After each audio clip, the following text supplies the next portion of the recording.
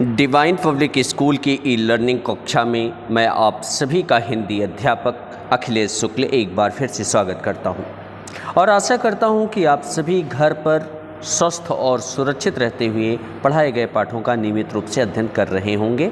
इस अध्ययन और अध्यापन के क्रम को आगे बढ़ाते हुए आज हम सभी हिंदी साहित्य भाग 7 के पाठ 5 फूल के बोल नामक पाठ पढ़ने के लिए उपस्थित हैं। तो आइए पाठ को प्रारंभ करते हैं। सबसे पहले हम सभी इस पाठ के कवि भारत भूषण अग्रवाल जी का संक्षिप्त जीवन परिचय जान लेते हैं। भारत भूषण अग्रवाल जी का संक्षिप्त परिचय इस प्रकार है। भारत भूषण अग्रवाल का जन्म उत्तर प्रदेश के मथुरा नगर में सन 1919 ईस्वी में हुआ। इन्होंने आगरा विश्वविद्यालय से अंग्रेजी साहित्य में एमए की उपाधि प्राप्त की। इन्होंने आकाशवाणी में तथा अनेक साहित्यिक संस्थाओं में सेवा की। ये तार सप्तक के 7 कवियों में से एक कवि हैं। इनके प्रमुख कविता संग्रह हैं छवि के बंधन, जागते रहो, ओ अप्रस्तुत मन, अनुपस्थित लोग, मुक्ति मार्ग, एक उठा हुआ हाथ आदि। उतना वह सूरज है इनकी सर्वश्रेष्ठ रचना रही है, जिसके लिए इन्हें साहित्य अकादमी पुरस्कार से सम्मानित किया गया और इनका निधन 23 जून 1975 ईस्वी को हुआ। आइए इस पाठ के बारे में थोड़ा सा जान लेते हैं कि इस पाठ का परिचय क्या है। भारत भूषण अग्रवाल जी प्रयोगवादी कवि हैं और प्रयोगवादी कवि अपने काव्य की जो विशेषता रखी है वह है प्रकृति चेतना पर बल, जिसके माध्यम से सामाजिक चेतना को जगाने का कार्य भी किए हैं। कवि जब क्यारी अर्थात बगीचे में खिले हुए फूलों को देखते हैं तो उनका मन तृप्त हो जाता है और वे उनके मुख से अनायास ही बसंत ऋतु की प्रशंसा करने के लिए शब्द निकल जाते हैं। तभी एक छोटा सा फूल रहता है जो सुनता रहता है और वह कवि से कहता है कि हे कवि, आपने तो वसंत ऋतु की प्रशंसा कर दिया, लेकिन उसको इतना सौंदर्यशील बनाने के लिए किसका योगदान है यह तो आपने नहीं बताया।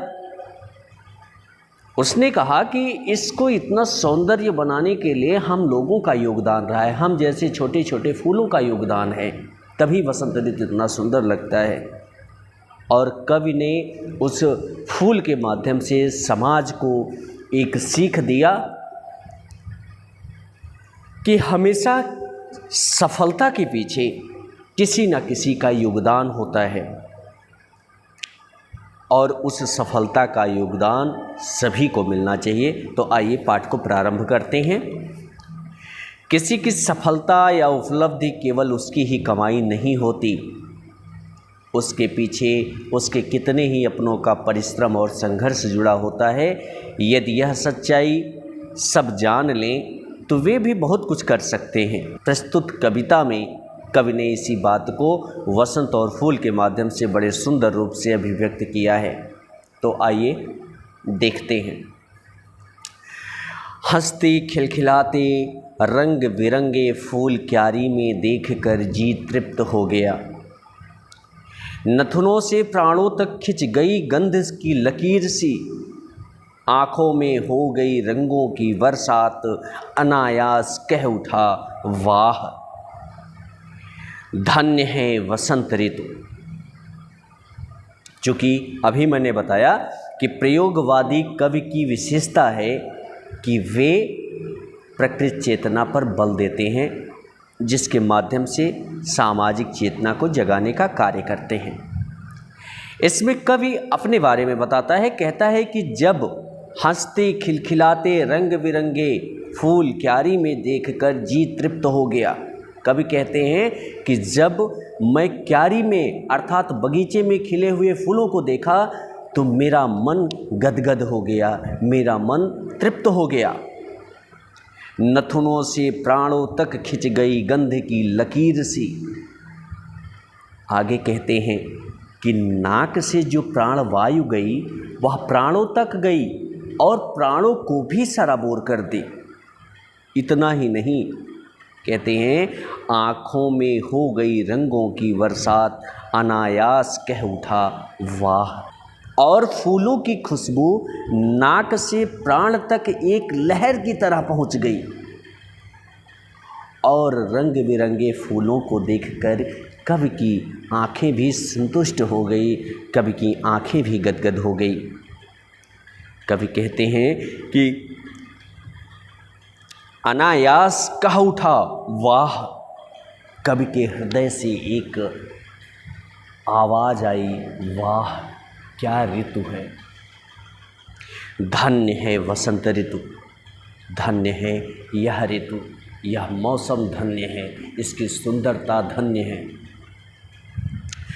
लौटने पर, अगला देखिए, अगले को, लौटने पर पैर ज्यों बढ़ाए तो क्यारी के एक कोने में दुबका एक नन्हा फूल अचानक बोल पड़ा, सुनो एक छोटा सा सत्य तुम्हें सौंपता हूँ, धन्य है वसंत ऋतु, ठीक है, पर उसकी धन्यता उसकी कमाई नहीं, वह हमने रची है, हमने।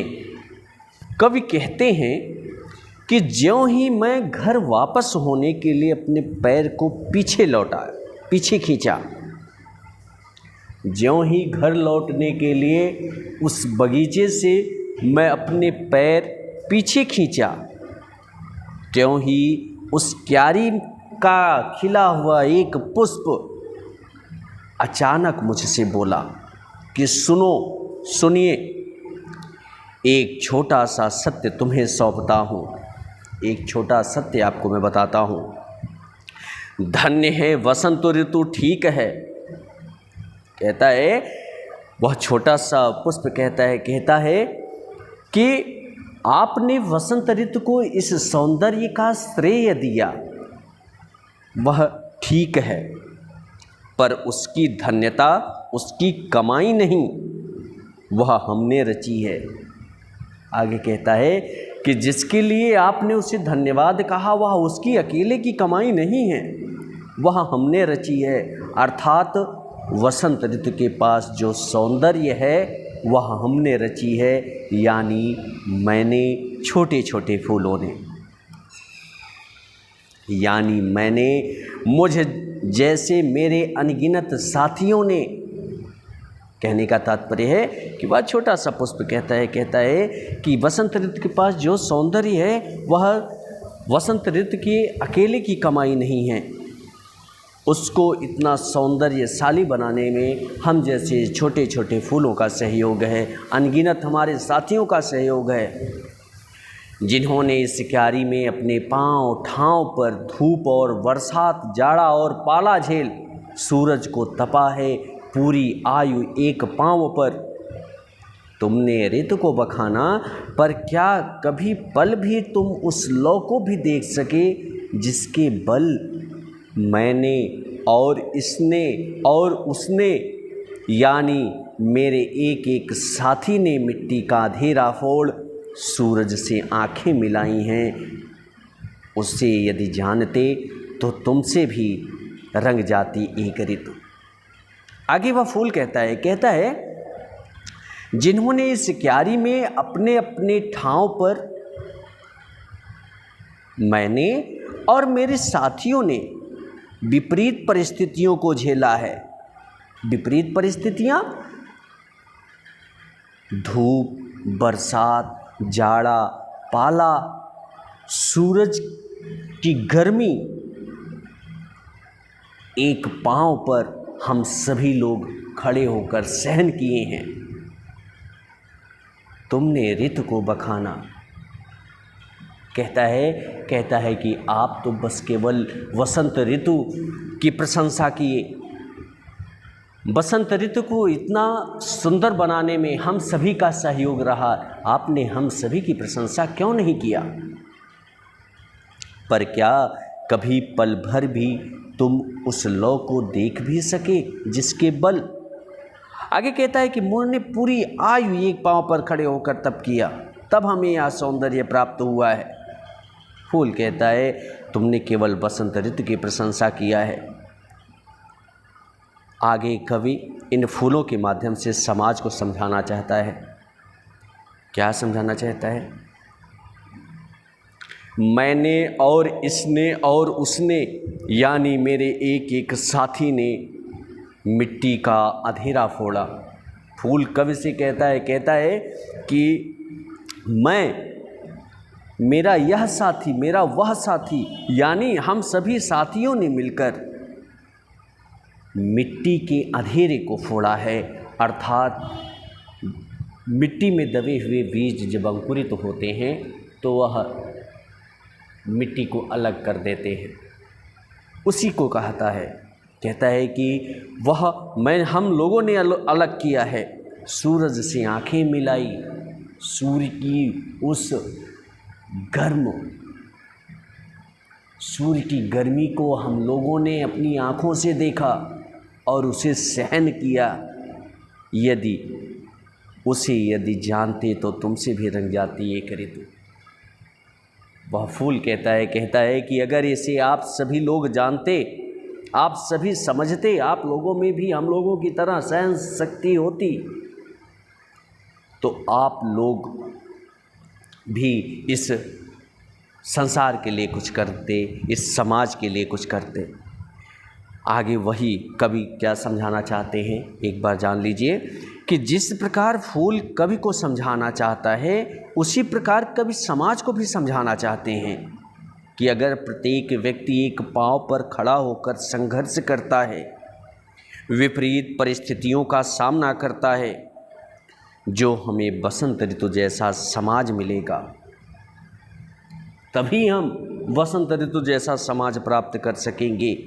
एक अच्छा, चारों तरफ खुशबू बिखेरने वाला समाज बनेगा। और यह तभी संभव है जब हम सब विपरीत परिस्थितियों का सामना करने में सफल होंगे।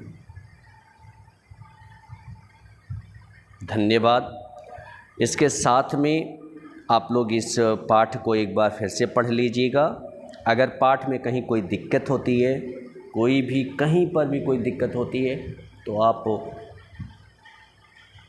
बिना किसी भ्रम के मुझे फ़ोन कर सकते हैं या व्हाट्सएप ग्रुप पर आप अपने प्रश्नों का जवाब प्राप्त कर सकते हैं।